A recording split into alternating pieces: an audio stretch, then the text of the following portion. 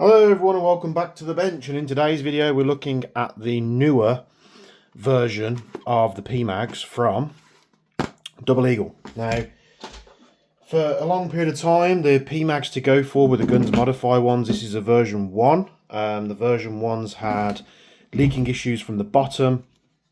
To be honest, all the mags are played with leaking issues every now and again.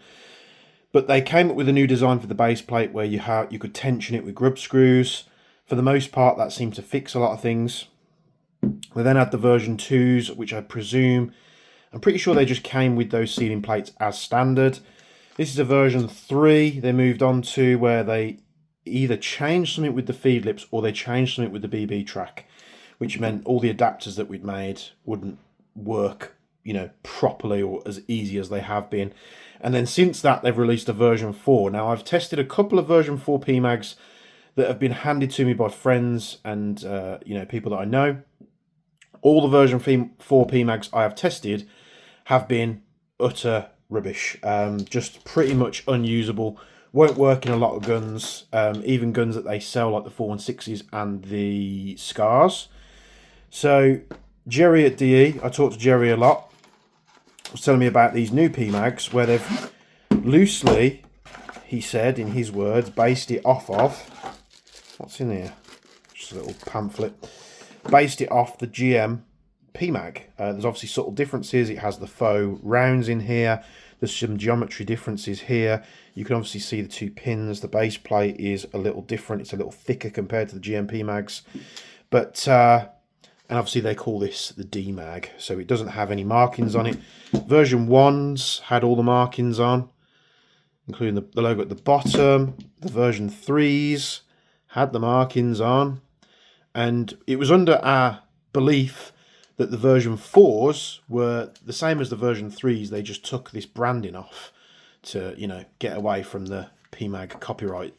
But since then, the version 4s that I've used they've just not worked. They've been the worst ones. So with the GM PMags, as they go through the versions, they seem to be getting worse and worse. Now, the ones that I use predominantly are still the version 1s, but I very rarely use them. If I'm going to a game and I've got all my TM mags, and these are usually in the same case, I'll take them along, and then if I know it's going to be like quick turnaround games, say we're doing CQB, it's a quick turnaround game, we get back downstairs for 5 minutes and we're back up, what I'll tend to do is gas and load my PMags up, just so as I come down, I can take my TM mags out, that have been used, just let them get back to room temperature, and then I'll go out with the GM PMags, but I always use the version 1s. So the new version 2 from DE, very excited to see it. We've got no gas in there. Now, you have to be careful because there's a lot of shops selling what they classify as version 2 PMags, but they're not, and it is a little bit, because they look very similar. Now, from what you want to tell, the version 2 PMags from DE have these two pins here and here. You need to watch out for this because distinguishing from like the outside casing, that's the easiest way to tell. But we're going to take a quick look at this thing. In fact, why don't we test it first, just so we're not tarnishing anything. I'm just going to be using some green gas because I'm out of propane at the moment. And it's extremely cold outside. I don't fancy going and filling the propane tanks up. So we're just going to use some green gas. I'm going to gas this up.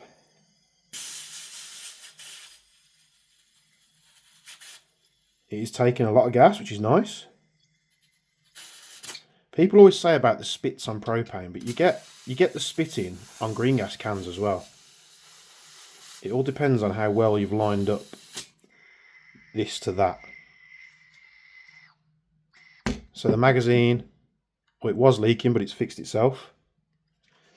And we're just going to try a bit of a dry fire first. So I believe these GM PMags have got gas in. Let's make sure they got a bit of gas in.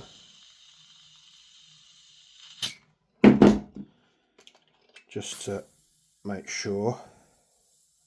But more often than not, when I'm using these mags, if I do use the version 3s, they always tend to run out of chuff far before like my version 1s, and especially my TM mags. So Ghetto Blaster, GM PMag version 1. fine. Version 3, fine. And the new version 2. Seems like it went in a lot better. So in terms of the fitment, that one wobbles front to back. That one wobbles front to back. Yeah, they're all about the same. But Gen 2 PMag from Double Eagle.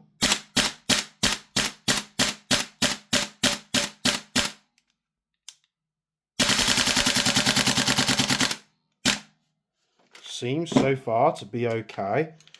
What we're going to do, just going to quickly top this back up.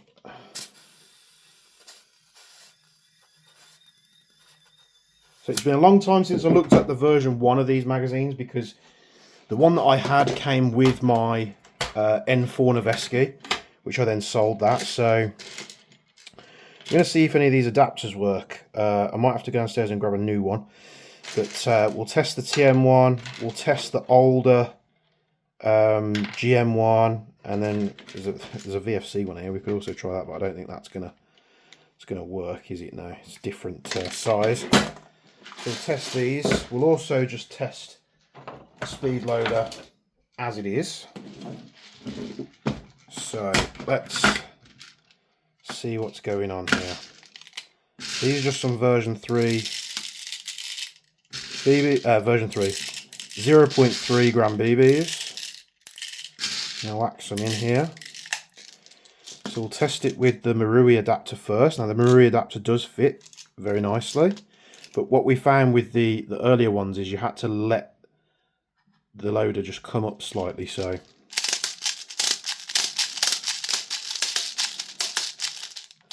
the TM adapter seems to work. Now I'm just going to shoot these rounds out. We'll put it through the chrono as well. This gun should be around about a joule. 1 joule.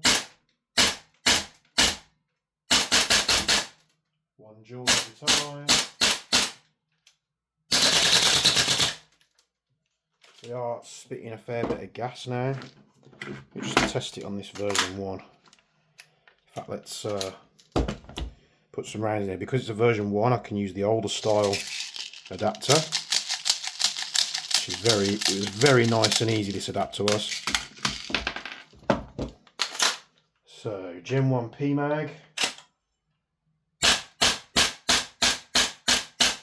we're doing 1.1 joules,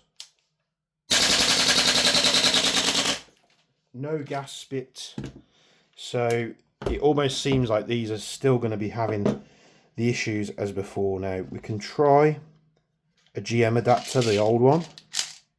Doesn't work. So it looks like it's going to be similar to their other magazines, where we just fill it with a normal MWS adapter. And then these seem to be holding the BBs a lot better than the Stanags. So I'll just do some more semi-auto shots here.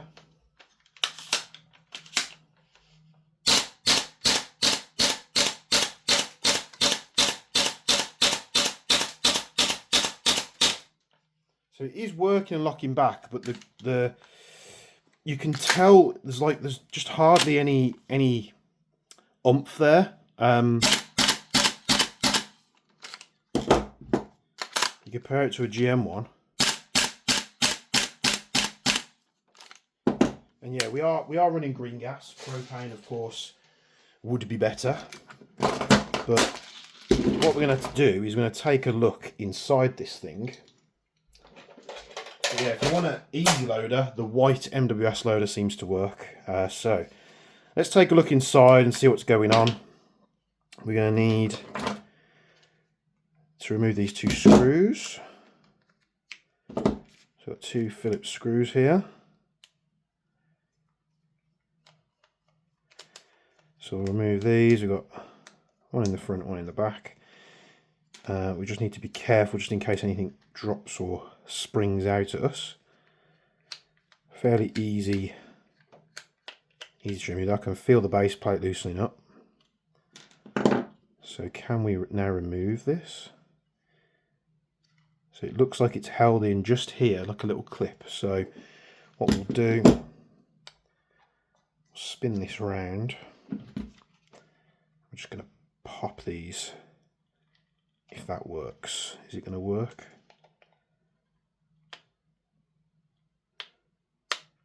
And there's one.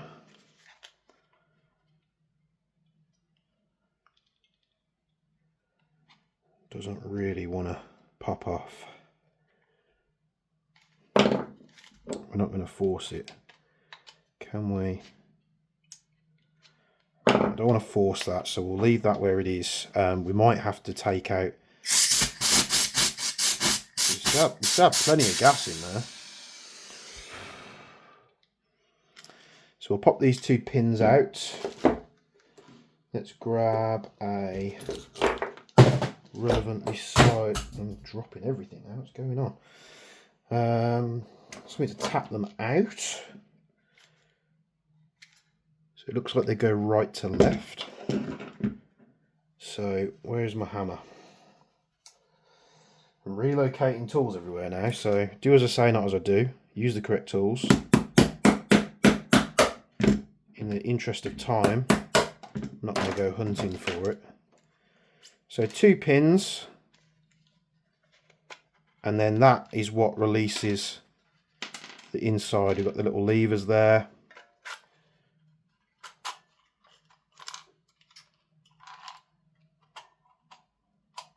Can we pull this out? Is this spring going to want to go everywhere? So there's the spring. There's the button from the bottom. Button from the bottom. Will this come out now? Come on, base plate.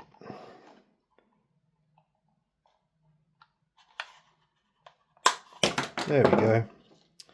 So what is actually going to be easier for you? These are just plastic inserts. So you'll see here, it's a plastic insert, it's painted. Blank them off, do what you want to do. It's probably going to be easier when we're reattaching this to put this in first and then put the base plate on, which aligns us with the spring. So we can pull this stuff out here. The magazine is cold. Very, very cold. Let's try and warm that up a little bit. Can I use this to get this valve out? Yeah, I can.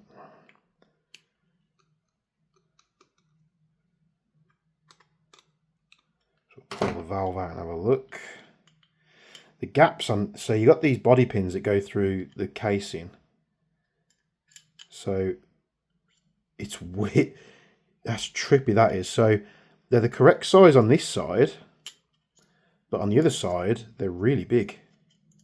So it does punch through this way. I imagine they've done that to easily locate the pin in, and then the hole almost looks like a cone shape, so that the cone is going to push the pin exactly where it needs to go and probably help center the magazine. So we'll pull the valve out. Let's have a look. Now the Stanags that they do, which are just the normal metal style magazines, seem to be the best magazine that they've done, to be honest. Why they can't get the same out of their other magazines, I'm not too sure. Can we push this pin out? Let's tap this out here. So another pin right to left at the back, which will take out your valve spacer. Then you've got your outlet valve in there, which is fairly standard. Feed lips, 2 pins, one here, one here. The feed lips and, bear with me, the feed lips and the gas router will come out. And then at the bottom here, this is probably where it's more closely styled to the GM. So we've got 3 pins holding this bottom plate in. So can we tap these out and have a look? Let's have a look here. What did I do with my hammer? I'm just going to have to wing it, unfortunately.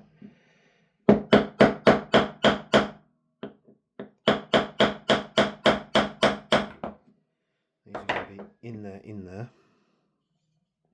I just want to see what's going on inside the casing. So this is obviously, I don't know, it does look cast and like finished. So you can see where they've sort of ground these back, but they've missed it here and here where the mold lines are. So this does look like a cast track here. In terms of BB's feeding was absolutely fine. In terms of loading it, absolutely fine. You do have to load these from the top because it's not like the GMs where if you want to be pulling the cassette out and dropping them in, you can't do that with these ones compared to those. Let's see which way these pins want to come out. It doesn't really show me any indication. So I think it's again left to right. So let's try and tap these out. What have we got here? I'm going to do this the wrong way, just so you know. Otherwise, I'm trying to find the hammer, which is going to be interesting because I've been doing a lot of work outside the garage. There we go. This will work good enough for the demonstration.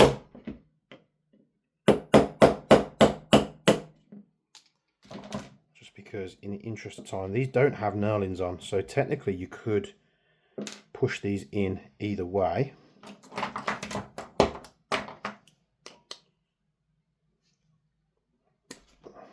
One, two.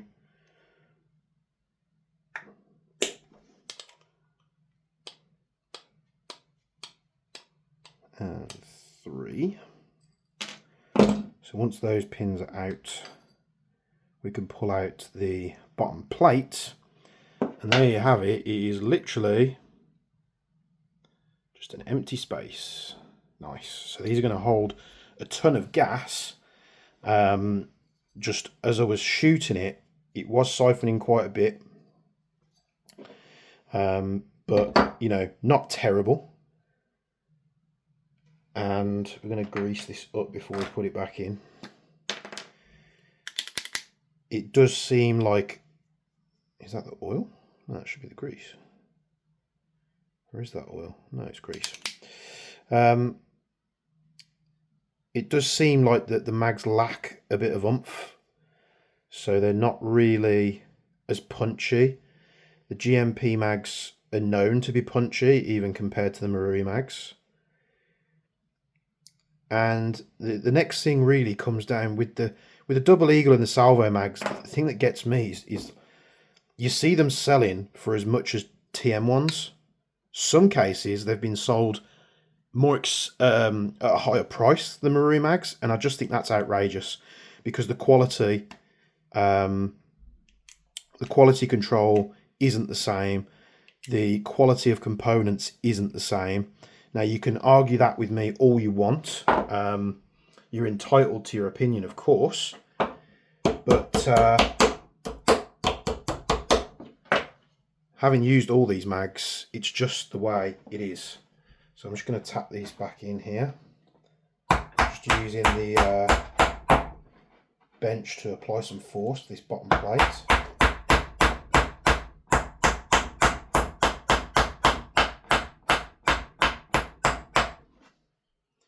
Easily done.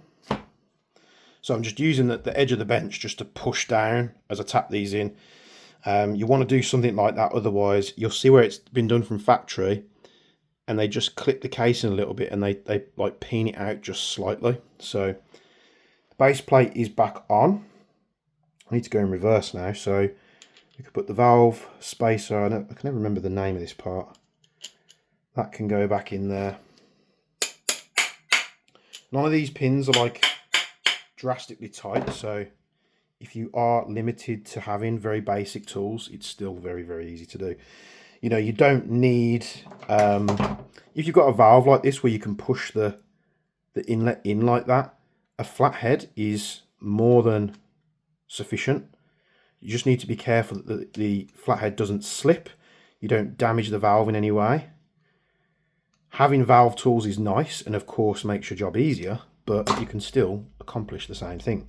So I'll just put a bit of gas in this to make sure.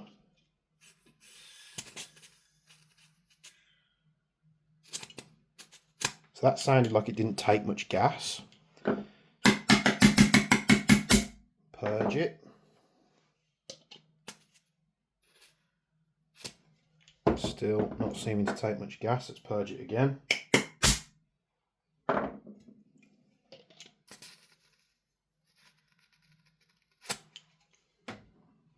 I have had issues with these DE valves. I had it with my 509, was it? Just where they don't seem to accept gas all of a sudden. So that's together. We're going to take the follower and the spring, and we're just going to place that in on the magazine. You'll see the little latch that slots up here. You've got a couple of arms. This one sits in the back like so. And then this one here is what catches the part of the magazine, and you want it orientated like this. So as that comes up, it trips the levers like that, because some times when people do this, they get this not quite right, and then the magazine won't bolt hold open on empty. Once you've got that together, we're just going to slip the casing on. Just make sure that these plastic inserts are out of the way, because I imagine that could be where it's getting stuck, and yes it is.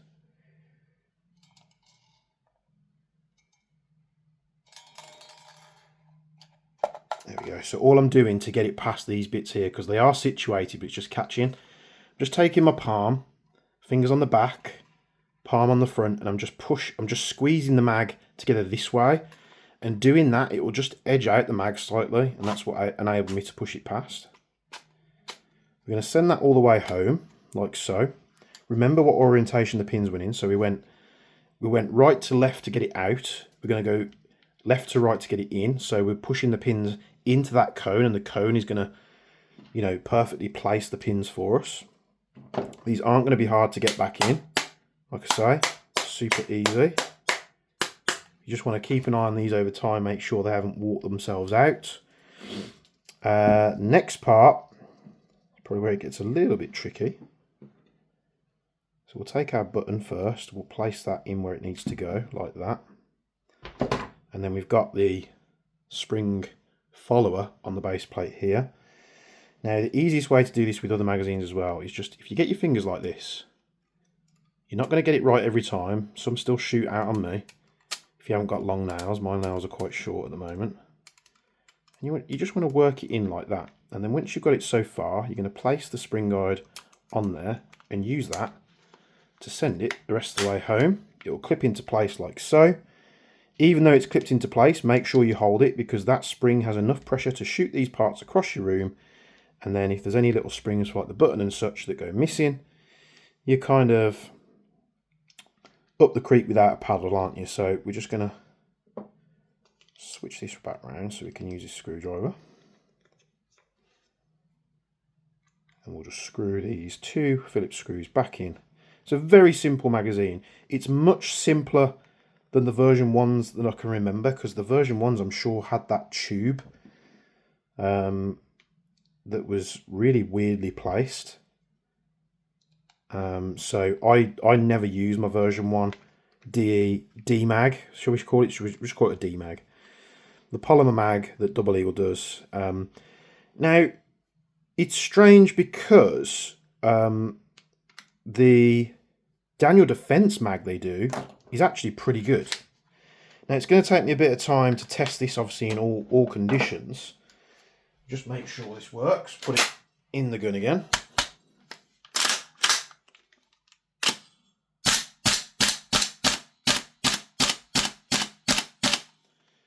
It is sort of chuffing out very, very soon.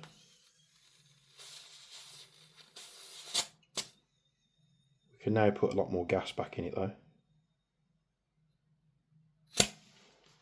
I'd much prefer to have purge valves on a lot of these guns, but there we go. It looks cool.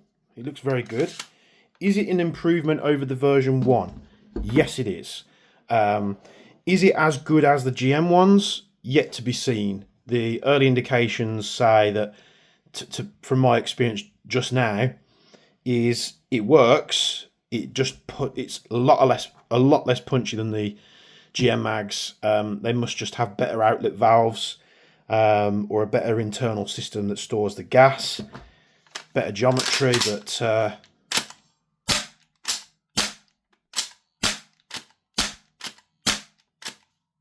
gonna have to test it. So I actually really did like the Dano Defense mag that they did. I wish they'd do the Dano Defense mag, because it comes black. I wish they'd do that mag in FDE as well.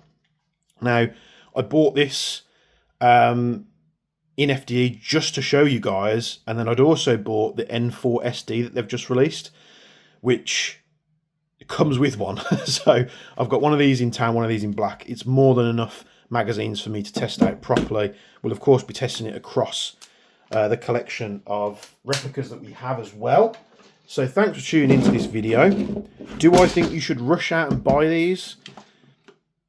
Not just yet. But if you do want this style of mag with the, the styling that it has, the version 2 is better than the early version 1. So hopefully I've answered a lot of questions you might have on these magazines.